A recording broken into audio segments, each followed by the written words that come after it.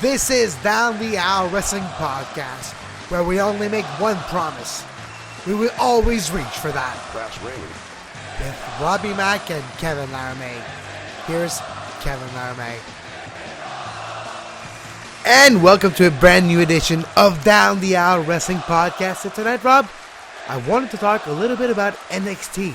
I don't blame you, Kevin. I'd love to talk a little bit about NXT. This Wednesday was a great special event for NXT called Takeover Rival, and it finished with a great match. Not that it was great, but we'll talk about this later. It was different. It was great.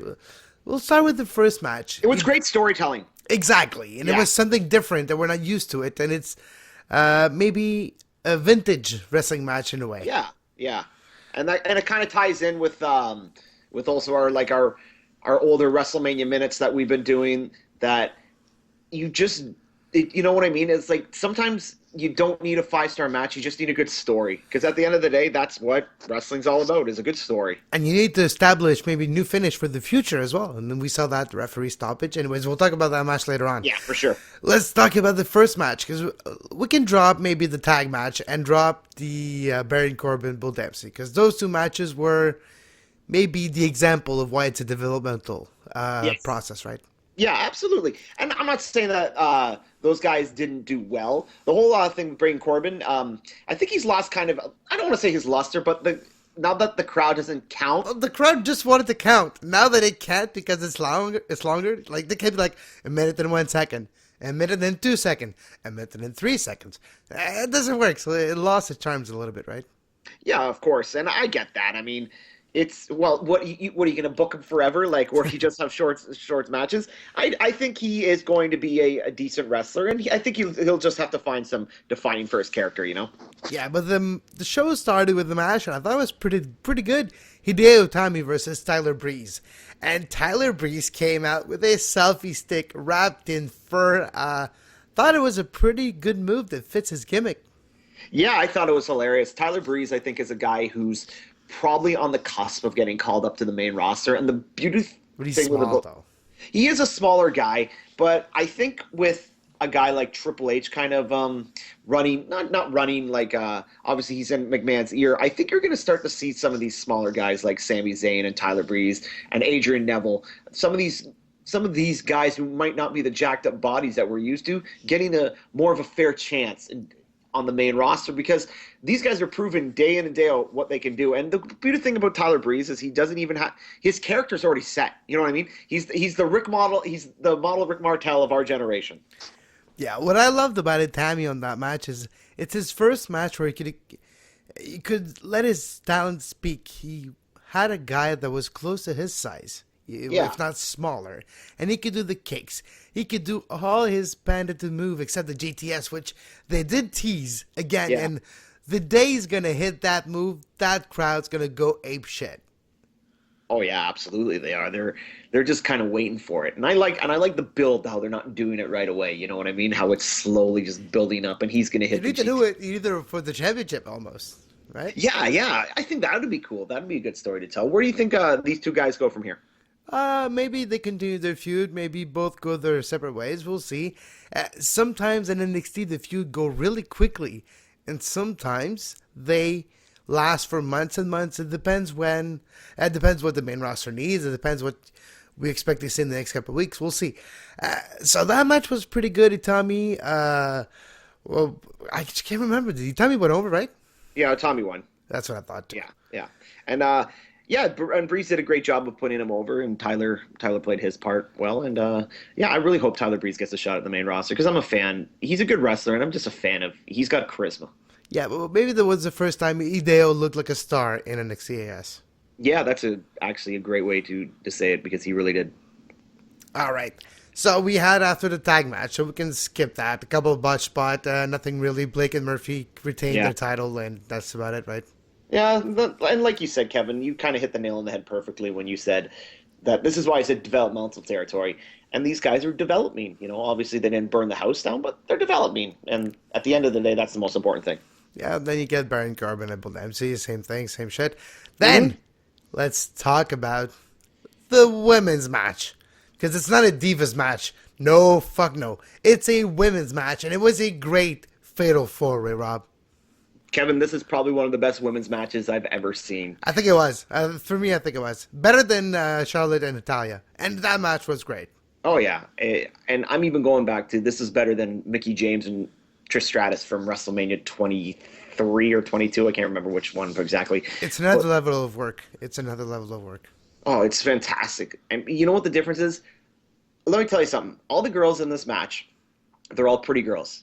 You know, but they're not model gorgeous. You know what I mean? No, they're next door neighbor gorgeous. Yeah, they're next door neighbor pretty. They're girls that you see all the time. They're girls that I work with. They're girls that you work with. They're girls that They're you not see. that much out of our league kind of girl. Well, let's not go too crazy, Kevin. That's why I said not much out of our league. They're still out of our league, but not that far off. Fair enough. But you know what I mean? They're pretty girls who can wrestle. They're not models who just go out there to shake their tits and their ass and try to get over like that. And I can't really say enough good things like the belly to belly, sorry, the Bailey to belly suplex that Bailey did off of the top rope. Oh my God! And I'm glad that I didn't care who won that match. You know what I mean? I just wanted. I would have been happy with any of the outcome, and I think Sasha Banks is going to be an awesome champion. Charlotte really took a lot of beating in that match. That Bailey to belly suplex off the third rope, a normal suplex off the third rope, a lot of topes off the third rope from Sasha Banks. Becky Lynch did a great pump handle suplex to Sasha Banks that landed perfectly.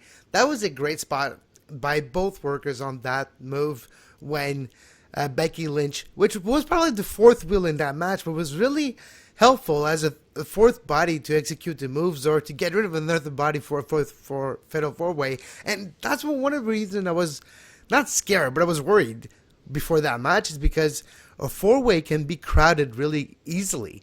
And when having four women that not experienced doing four-ways, it could turn really badly quickly. And with those women, some of them went outside, stayed outside, beat them, and they really booked it perfectly, I think, Rob. Kevin, you know, and you brought up Becky Lynch and kind of your concern with making it a four-way and whatnot. But I think this worked out a couple ways for Becky Lynch, even though she didn't win. She kind of got her name on the map that she compete with these women. Yes, that put her on that same level. Absolutely. And I'm assuming Charlotte's going to get the call up to the main roster. I hope so. Oh, fuck. And I hope they don't fuck her up. You know what I mean? Like they did with Paige. Like, don't. She has some flair mannerism. When she does her entrance and she comes out and she stops in the middle of the down the aisle, right? Mm-hmm. And she just opens her arms, spread eagle, but she looks at the crowd. She has that flair mannerism right there. It's striking. Her story tells itself, and she's just a phenomenal wrestler. She's a better wrestler than half the guys on the main roster. And I sent out a tweet that after NXT that. And I tagged these four women in it. I said, these four women put the divas on the main roster to shame. It's not even close. It's not even a contest. It's like, what's the word I'm looking for? It's like, who's first overall in the NHL right now? I don't know. Sidney Crosby? Probably not his case, but no, I'm talking about team-wise. The Canadians are having a sure. Canadians. It's like comparing the Canadians to the Buffalo Sabres right now. It's not even close. But to play devil's advocate on that point, I really wanted to make that point on the show because it's a good movie, by the way. Yes, creepy movie, but still. You make me lose my train of thought. That's fine. Sorry. I got it. No, it's fine. I got it. Devil's advocate. I had to bring it up. It's fine. But I wanted to bring it up because a lot of people complain about, NXT is so good and the main roster sucks. The thing is, NXT has a lot of positive on the main roster without having a lot of constraints that the main roster do have. Time-wise, publicity-wise, having to take pauses during the match, having to control the amount of work to make either that person look good or that person look bad. Those type of politics or just time constraints or just trying to make it fit in or comedy aspect or all that are not in NXT because it's different.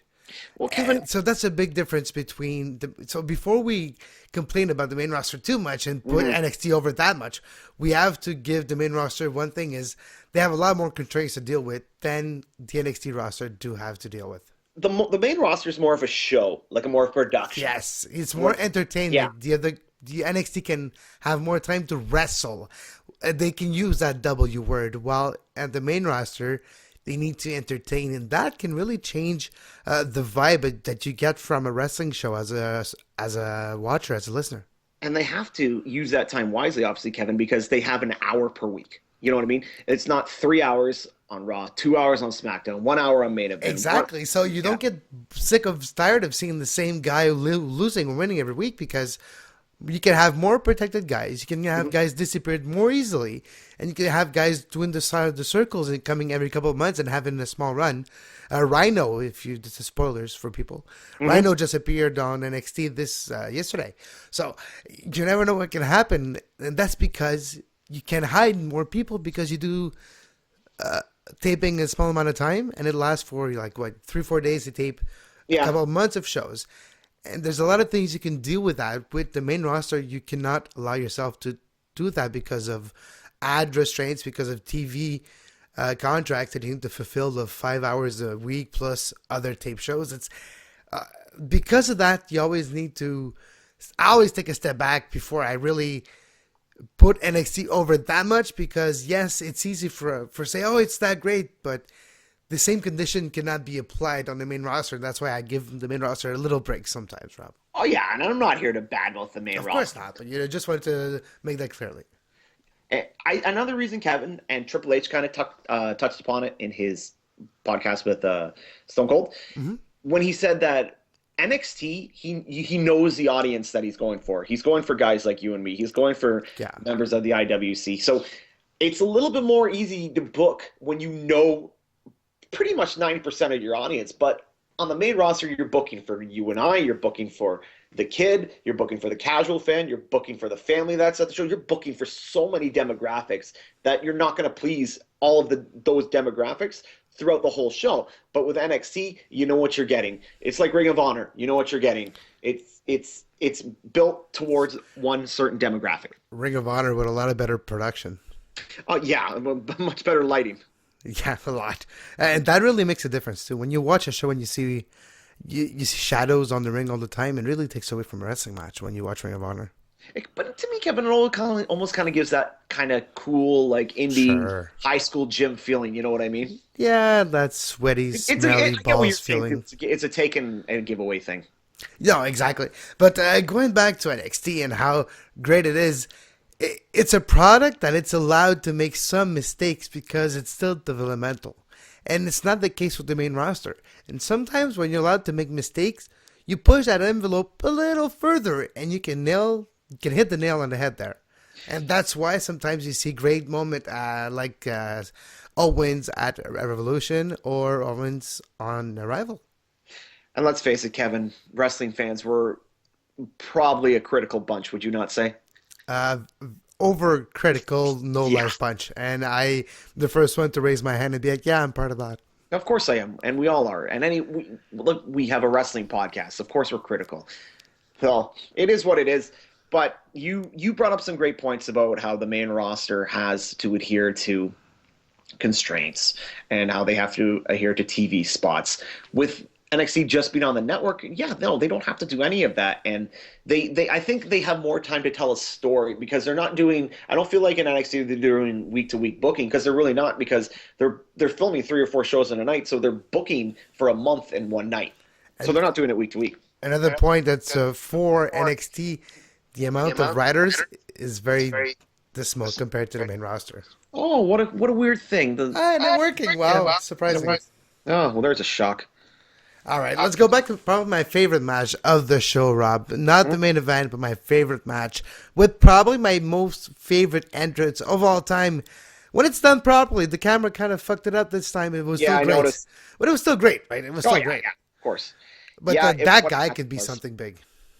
You know what, Kevin? And when you think of great wrestlers like The Undertaker, Ric Flair, Hulk Hogan, one thing that these guys have, they all have iconic entrances and iconic theme music that you know. Larger than life. Yeah, exactly. It's either physically or metaphorically, but still. Yeah, and it's part of their character. It's part of the show, and Finn Balor's got that. You know what I mean? It's awesome, and I like how he only has the face paint and the whole setup on big nights. Pay-per-view. Only pay-per-view.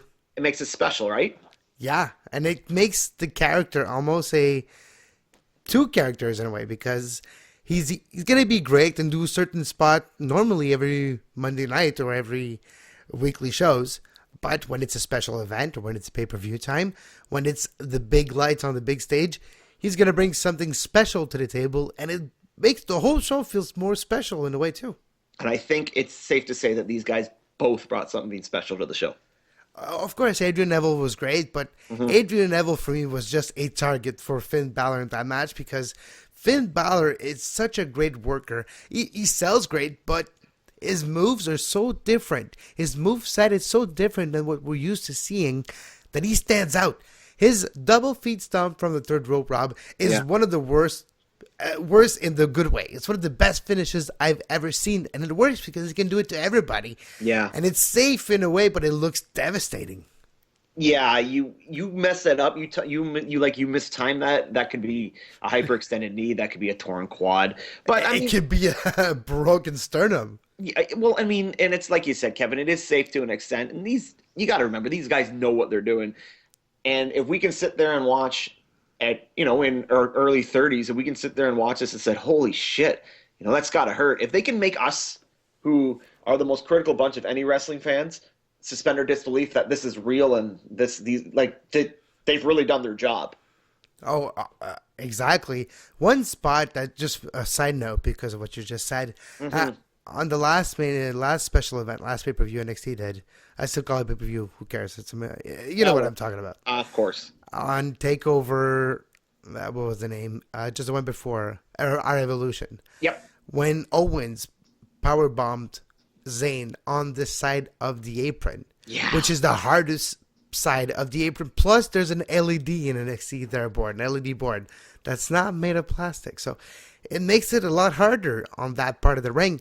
That must have hurt like shit, and that move is over. And when you protect a finisher like this, every time Owen's going to do that to somebody's going to be out for 2, 3, 4 weeks, a month, a couple months, and that puts the guy over in a way, both the babyface when he comes back, and both Owens as a heel, as a powerful move, and it just makes it great. And you don't see those spots on the main roster, and it's a shame.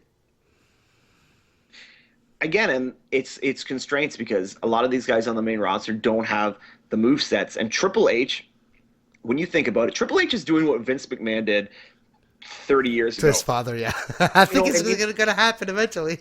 Well, Vince McMahon, what he did, Kevin, is he went. The game's going to get over Vince. He could. Vince McMahon went to all I'm over territories. You, Vince. Well, I guess we'll see. You know what? I'm a big critic of Triple H, but I do like where we're headed. Anyways, Kevin, just to quickly finish my thought. Vince McMahon, what he did was he went to every major territory. We're talking Stampede, Mid-Atlantic, AWA. He went to all these major territories and took their top talent and brought them under his roof. Triple H is essentially doing the same thing, but he's going to all the indies and taking their top talents and bringing them under one roof. And what it's going to do, it's going to make a dream roster. Can you imagine what this roster is going to look like in 5-10 years? I never thought of it that way, but yeah, you're right. He is making its way through the new territory type of promotions. Pretty much the same thing. And grabbing some type of those stars and making them in their own. Yeah, it's true. Blocking each one, who's he going to target next? The Young Bucks? No, the Young Bucks said no, and I'm really sad about that. I would love to see the Young Bucks fit in. They would fit in great in NXT, but they don't want to go in developmental. They like the spotlight. They do have in New Japan in ROH, and to be honest, they do have a great spotlight in New Japan when you watch them work.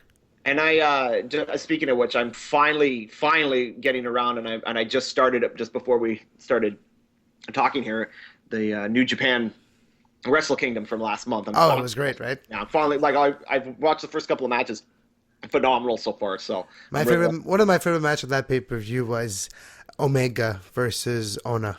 Okay. For the junior heavyweight IWGP. I haven't gotten there yet, but yeah, Kevin, so far it's awesome. So yeah, wait till you get to the last two matches. You won't believe you won't believe what happens. And a stupid note too. Just because the show looks so different in Wrestle Kingdom 9 when you're looking at it, The barriers are different. The way the rings is set up is different. The feeling of it is different. It's close enough that you don't dismiss it like Lucha Underground. Because Yeah, yes, I do like Lucha Underground, but I can't get into it just because of the look of it a little bit for some reason. it's different. Yeah, Yeah, but it's an acquired taste. Wrestle Kingdom 9 is, or New Japan is not different enough that you get thrown out. It's the same, even though the turnbuckles is different, but it's close enough that it's interesting, but different in a way that it has a special flavor to it. And when you'll see the type of work you'll see in the last two matches of that pay-per-view, the Okada versus Tanahashi and the Shinsuke Nakamura versus Ibushi, Yeah. those two matches were great. And the type of showmanship that Nakamura brings to the table and the type of strong work he does, that would fit in NXT, but those guys are too big for NXT.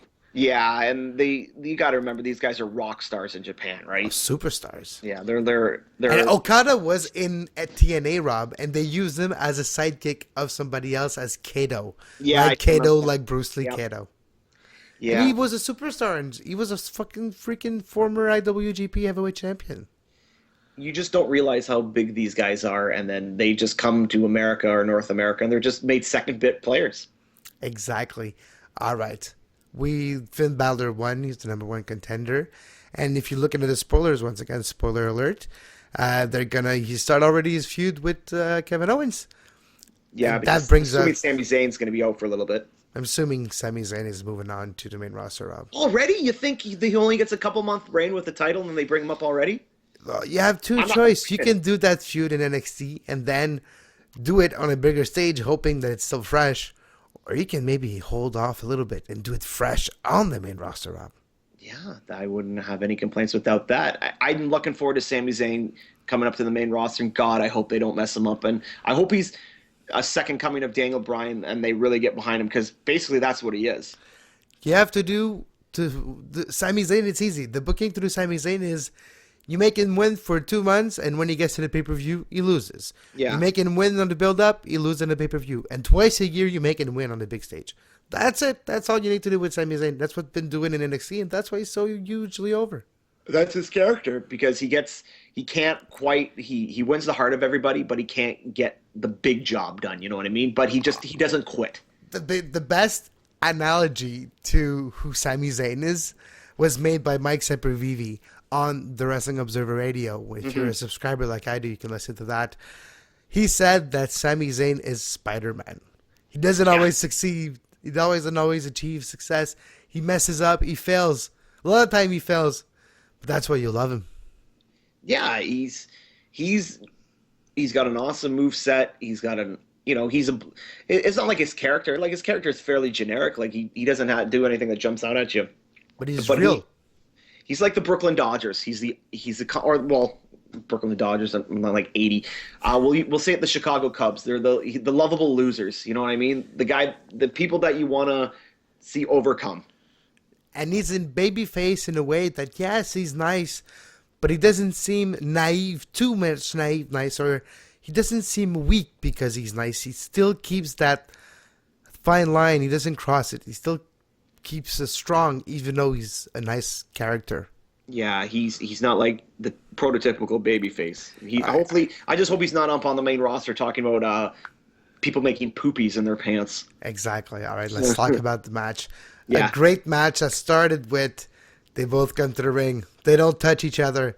And while they just like to touch each other, Kevin Owens as the heel comes out of the match. Comes out of You know the what ring. this was, Kevin? This was golden era wrestling at its finest, where you're all excited for the match to start. Sami Zayn's going to get his hands on Kevin Owens, and then Kevin Owens will keep getting out of the ring. Like, just a simple way to eat up 5 minutes, but it just adds so much more to the match. It gets heat on Owens, and it really gets, hey, like, Zayn. Anticipation. Anticipation. And in this era where there's, and Dave Simon kind of said it when we had him on the show last week. He said that he loves wrestling, and the more wrestling, the better. And because Dave and I were talking about the February pay-per-view and how I didn't like it, and Dave said he didn't have a problem with it. And Dave's a respected journalist, so I respect his opinion, obviously. But I mean, to me, this is a big reason why we don't need so many pay-per-views and shows on the main roster, because you have this build, you have this anticipation. I was excited for this match. I watched that at like 3:30 in the morning. I was like generally excited for this match. You don't have that anymore on the main roster. And then a great like somersault over the referee to Kevin Owens on the railing outside. A great move to start the match by Sami Zayn, and then we get underway, which pretty much Yeah, a oh yeah, beating, Sami right? Zayn, yeah. Oh. No, I was going to say, then we get started with Kevin Owens pretty much laying a beating on Sami Zayn for about 15 minutes straight. Yeah, was it? And I hate to draw comparisons to it, but didn't it remind you a lot of Brock Cena at SummerSlam? Yeah, but different in a way. Well, it didn't seem... Because, yes, when you're watching Cena and Lesnar was fun, but it still seemed like it worked. When you're watching those two did it, it seemed a little bit more real. And you know what that is, Kevin? That's those guys are from the same neck of the woods. They grew up like they came through the business together. That's that. You know what I mean? That's that coming forward. That these guys know each other so well that not. Like the amount of match they wrestled together is probably like in the almost in the thousands, I would guess. Oh, I would easily assume so. It's and it's again going back to just not having a great match, but having a great story. And this wasn't the match of the night. No, it wasn't. But it was the first match of their feud that can be lasting for years to come. But it was the story of the night. Yes, Sami Zayn got hit on the head all night long, making him dizzy with concussion, making people worry about his safety. And after powerbomb, after pop-up powerbomb, after powerbomb, the referees decided to stop the match to everyone's surprise. And then everybody was wondering, what's happening? Is that a DQ? Who's getting the belt? Oh, wait a second. The referee gives the belt to Kevin Owens. The guy who beat up the other guy wins the match. Shocking, Rob. Yeah, it was perfect. And how cool is this that Kevin Owens is there for 2 months and he's a champion? Most guys in NXT, they have to at least be there for a year before they get a sniff of the championship gold. If they ever sniff. There's been, 4 champions in history? And you and I have run it down. It's been Seth Rollins, Bo Dallas, Big E Langston, and Adrian Neville. And Sami Zayn. And now? And now Kevin Owens. So let me ask you this, Kevin. Does this show you that Kevin Owens might be on a quicker path than some of the other talent in NXT, that we might see Kevin Owens in the main roster within 6 months? Are you saying he's on a fast lane? Yes. Is he on the fast lane to? Yes, I hope so. Yeah. Look at the amount of weight that the guy dropped already. It's crazy. If you look at him, and there's a still picture of the pay-per-view going on my TV right now, and just looking at the guy. He probably lost 20 pounds since the last pay-per-view.